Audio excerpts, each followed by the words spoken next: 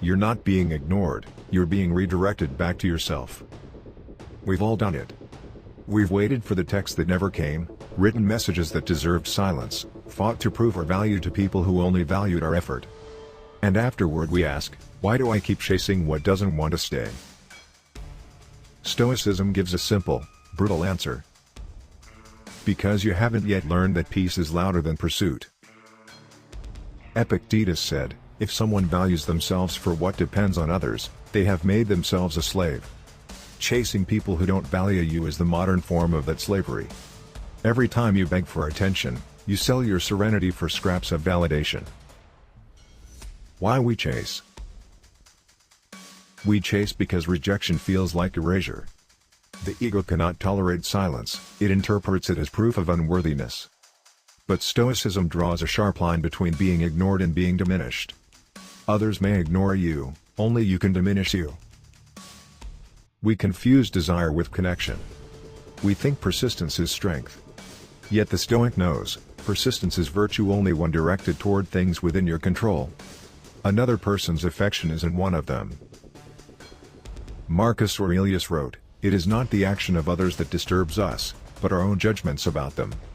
What hurts is not their distance, it's our story about what their distance means." The Stoic shift, from chasing to choosing.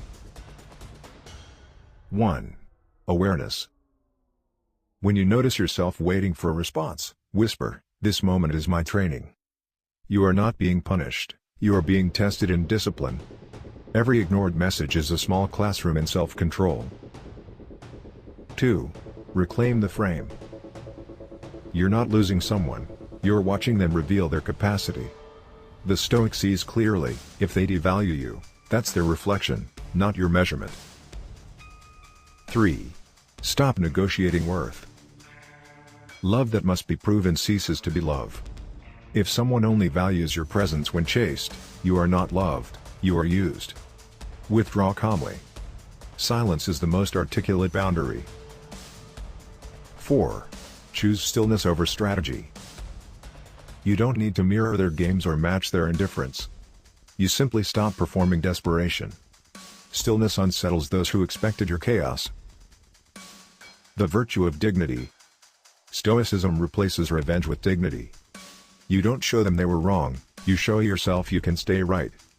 Dignity isn't arrogance, it's harmony between your values and your behavior. Seneca said, "He who is everywhere is nowhere." In relationships, that means, if your energy is scattered chasing everyone, it belongs to no one, least of all yourself. So you pull it back. You stop auditioning for affection. You learn to sit in silence and let absence do what pleading never could. Practical Stoic exercise. Tonight, write the names of 3 people you've been chasing, emotionally, mentally, digitally. Next to each name, write, "Their attention is outside my control." Then list one action that is within your control: reading, creating, resting, breathing. Redirect that energy immediately. That's Stoic transmutation, turning obsession into ownership. Final reflection.